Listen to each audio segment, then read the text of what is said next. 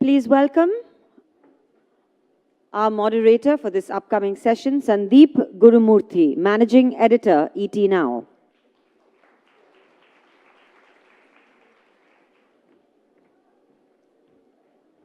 She is the founder and MD of Spark Leadership, UK, focused on developing CEOs and board executives for the world's leading companies. Her books include The Changing Culture of Leadership, Women Leaders' Voices, based on women leaders across 20 industries in the UK. Ladies and gentlemen, Elizabeth Kofi.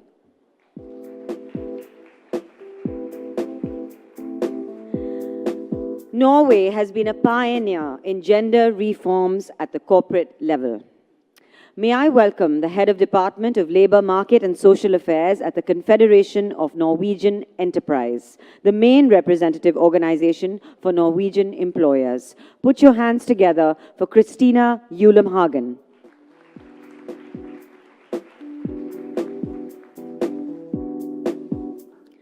Welcome, Christina. May I welcome once again on stage, please, Andrea Jung, who sits on the boards of Apple and General Electric. Completing this panel is the former chairman of SEBI, the former chairman of IDBI and UTI, the founder of Excellence Enablers, a corporate governance advisory firm and an eminent corporate advisor. May I welcome Mr. M. Damodaram.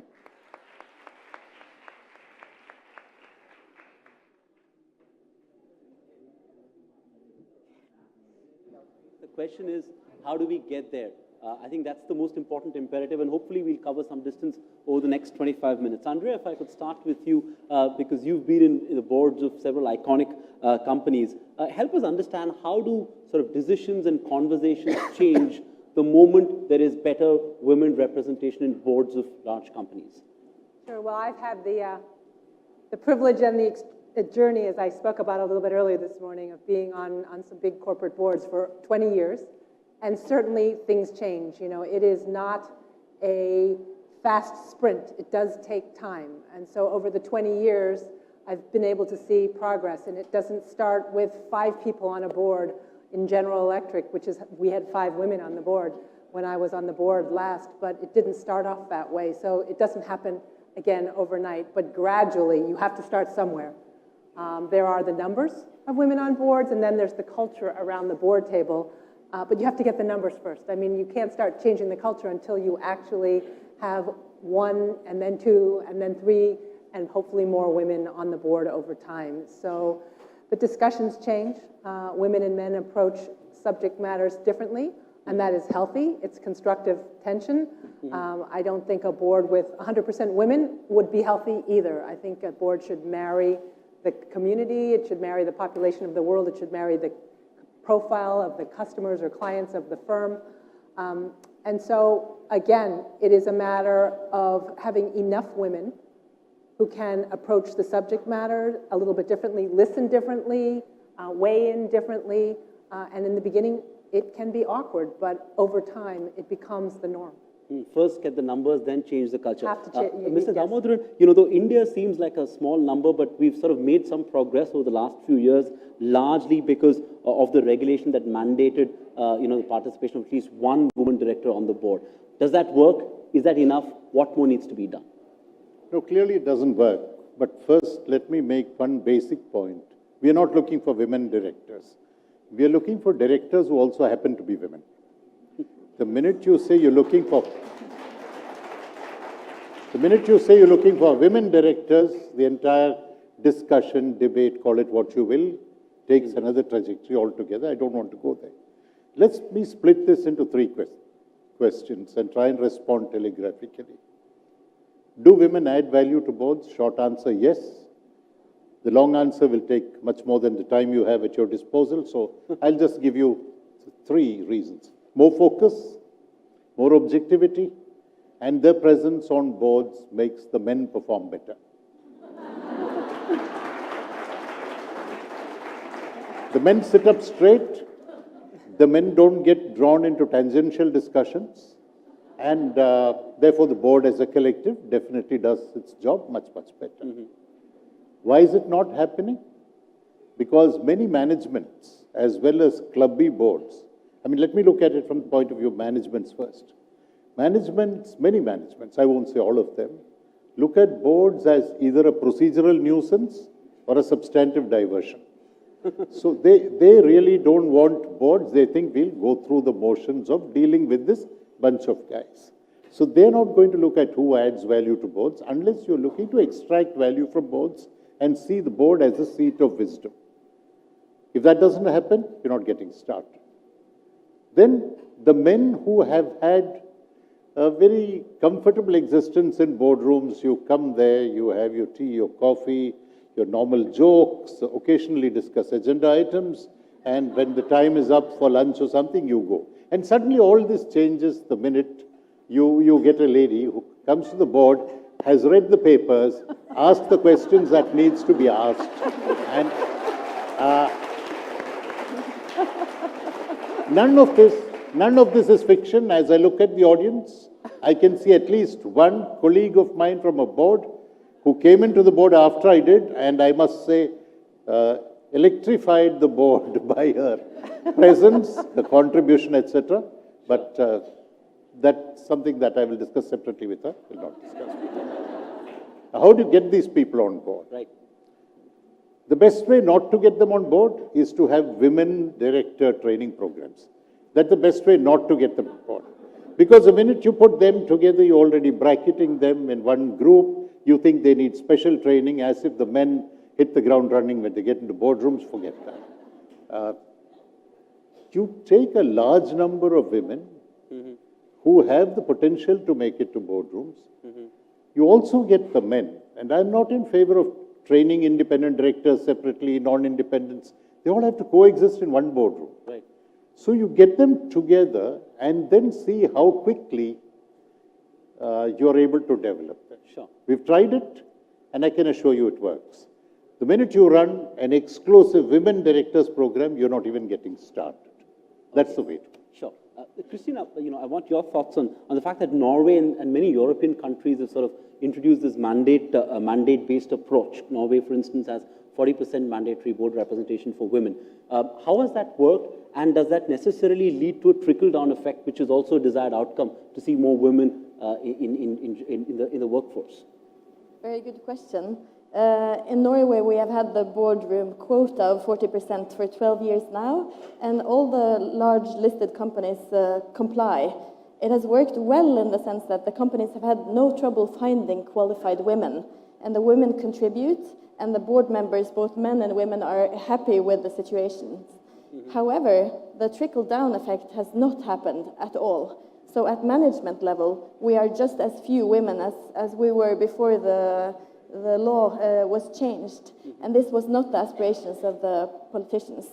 So to me, this is a sign that focusing only on the board will not bring about the change we want.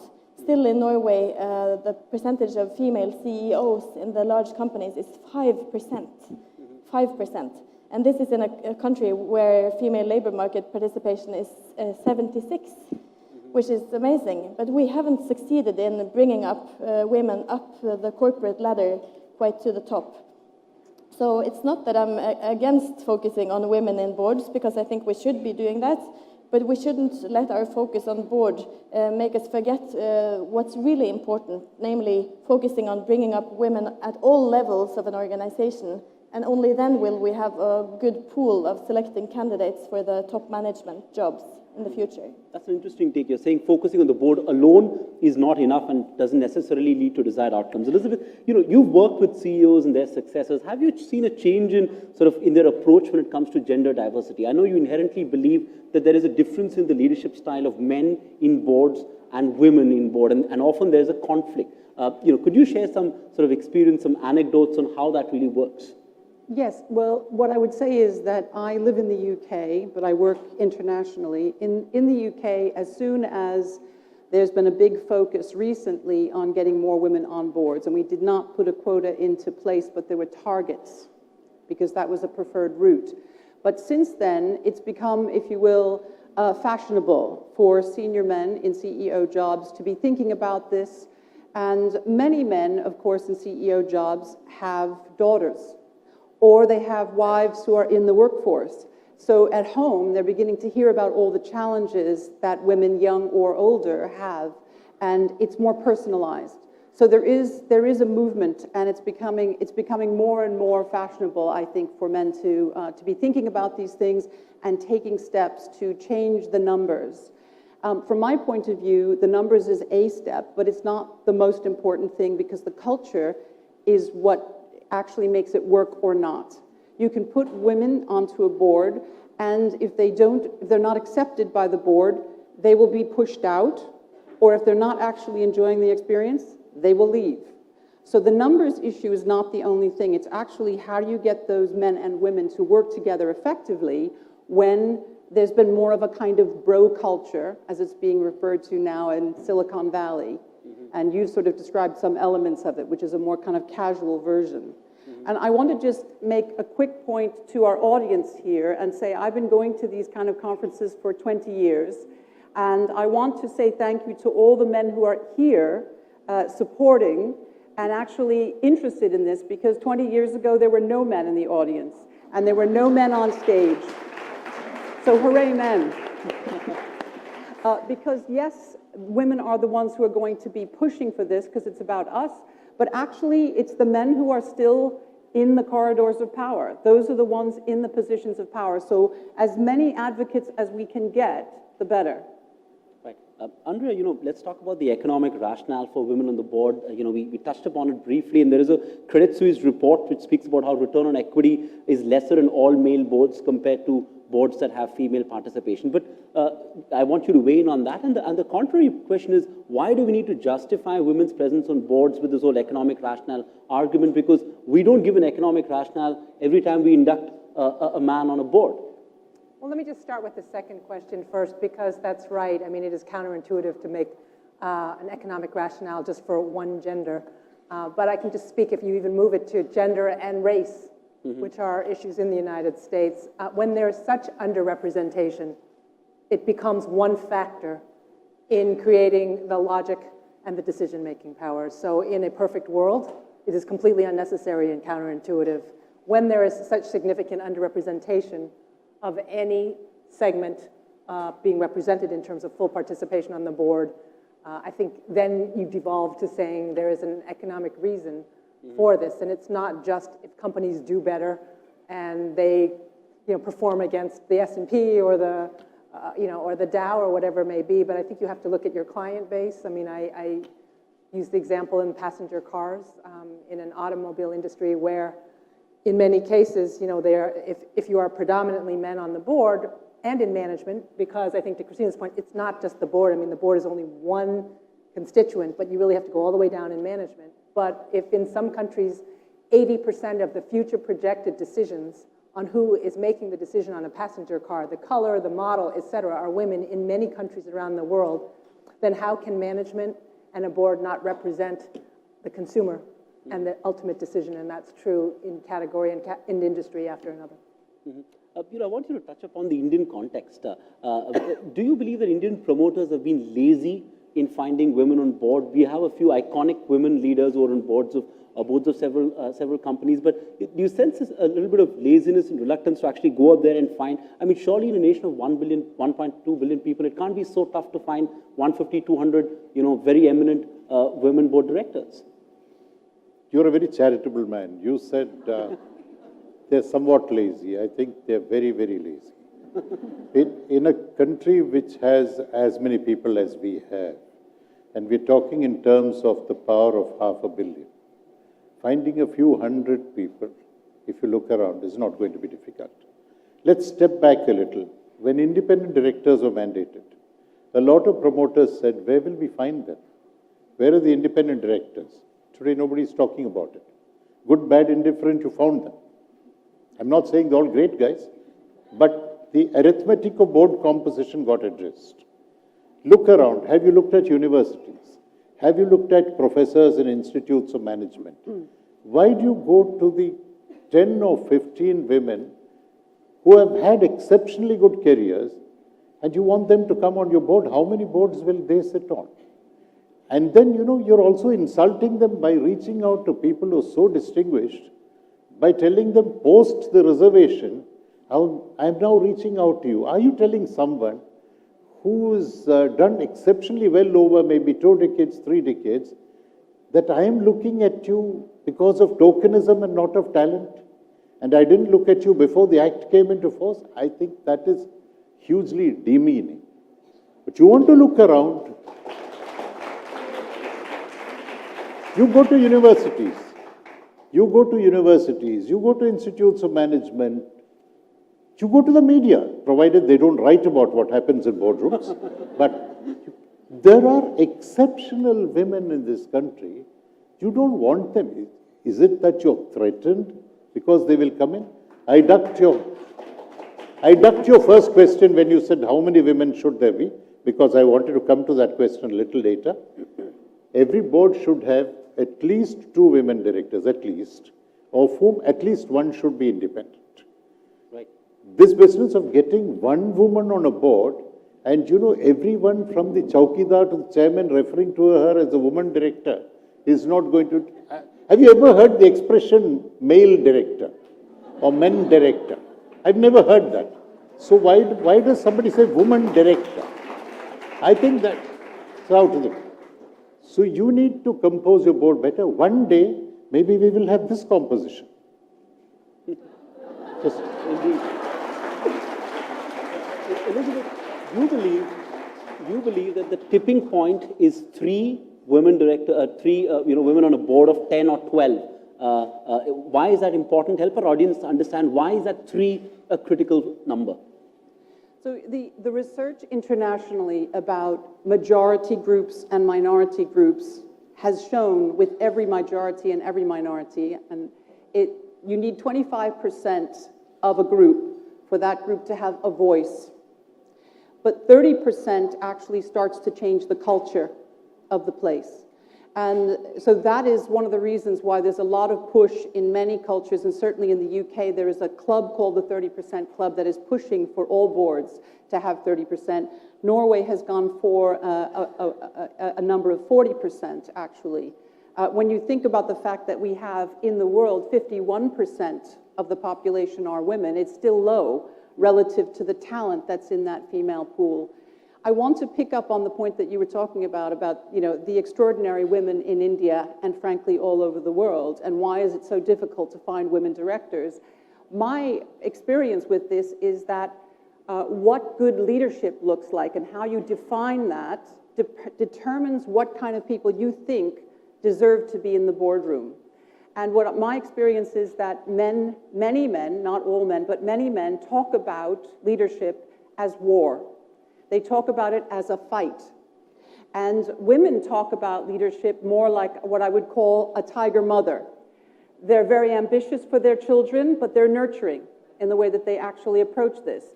The research shows that women are excellent at building teams and making those teams perform, which is kind of like a tiger mother, a kind version of a tiger mother. So sometimes a senior man can misinterpret a woman who's actually performing very well as too naive, as too soft, as too gentle. But actually, the women I know have cores of steel. They are fierce, even if they look beautiful and they're wearing fantastically colored saris. They are, our mothers, our grandmothers were tough, right? And they were pushing us. I would say most of us are familiar with women who are like that, mothers who are pushing, yet very nurturing and caring and warm. Mm-hmm. So that is a really big piece of it. And your point before about developing women, I develop both men and women, and both actually need development to make this work, because the women have to understand what the men's expectations are, otherwise they don't get invited into the board, unless there's a quota. So somebody like Andrea knows about that, because she's had to actually perform in front of those boards who have chosen to take her on board. But equally, the men need to understand that if they want to get the best out of the women, they have to understand that the style is going to look different. They're going to sound different. Their ideas are going to be different. And actually, that's why you want them. So you have to make it so that they want to stay there, because otherwise, these fabulous women have choice. And they will either go to another company or they will leave and start their own companies. Right. Christina, so how do we solve the problem? In the case of Norway, which has got, which has done remarkable progress, one of the reasons is because, female participation in the workforce is very high, over 70%, whereas in India it's about 25%. Given that context, how do we solve this problem? Well, as a political scientist myself, I do believe in policy choices and the importance of policy choices in this respect. In Norway in the 1970s, when I was born, we were a mid-ranging country when it came to female labor market participation. We were mid-ranging in the OECD. And then we introduced a year's parental leave, a third of it being reserved for the father. We introduced full coverage of daycare, and those policy choices made female labor market representation spike. Those were important policy choices for Norway. I don't know what the right policy choices for India will be, but I think that's one question that you should be asking yourself. I definitely think that these numbers are, we can influence them, which the Norwegian experience shows. And the reason why we, from the employers' organizations, care so much about this is that this is of immense economic value to Norway. You can just imagine having 76% of the women being part of the labor force. It brings the state so much revenue, it brings the companies talent and ambition, and I can't really overestimate how much importance this is to Norway. Having been a director for many years on U.S. boards where there is not a policy mandate and seeing sort of the glacial speed, I find it interesting being on a European board where the mandate at the EU, as I said, and specifically in Germany, accelerated what was a glacial speed. I mean, we're talking about what could have taken 10 years happened in 2. So would it happen? Maybe. Will this accelerate? And we don't have that time, decades and years, absolutely, and I've seen it sort of firsthand. So I've converted to someone who believes that policy change is important, and I think it will absolutely change the nature by close to a decade. So both of you feel policy intervention is important. Do you also believe that the push needs to come from, asset owners? It needs to come from financial investors. They need to sort of, insist on having a greater, because at the end of the day, they are sort of, in some sense, stakeholders of the company. Do they, or do you think they really don't care beyond earnings per share? Sudhamadhan. I think all of us know that the presence of women on boards adds value. But has it been established in terms of studies in the Indian context? The minute you get that, if you get enough of a causal relationship that's established, the investors will push for it. When we talked about corporate governance 15 years ago, it was thought to be an expenditure. The fact that it is an investment and that you get a governance premium, that recognition came later. So the understanding that there is value that resides in getting the board rightly composed with a few women on it, if you can establish that relationship scientifically, it's not difficult. No one has worked on it.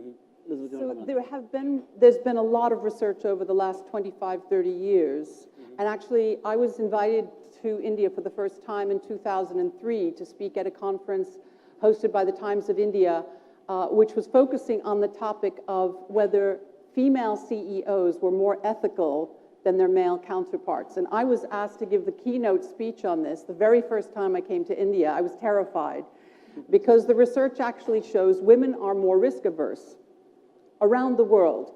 And if you think about it, it makes sense. We're mothers. We want to keep our children alive. So we make sure we anticipate risk and make sure that they stay alive. But what that does is, on a board context, they're more compliant from a regulatory point of view. So that's a huge benefit, and Catalyst in the US actually did their first piece of research on this with the Canadian boards. So I suspect you could probably do a parallel study here in India on that.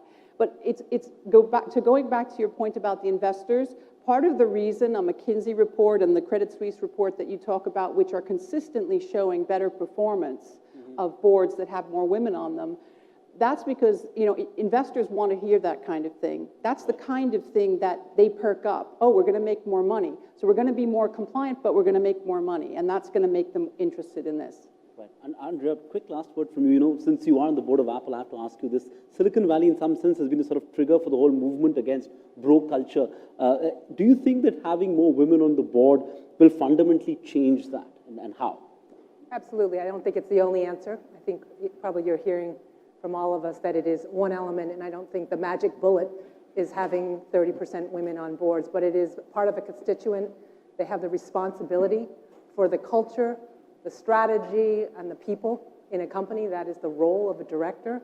And without that group having the responsibility and the bearing the weight, how can you have a culture change in the company if there's no culture change on the board? So I think it's mandatory. I think it's happening, and it has to. And I think that that genie's sort of out of the bottle and is not going to be put back in, because Silicon Valley, like every other industry now, there'll be zero tolerance.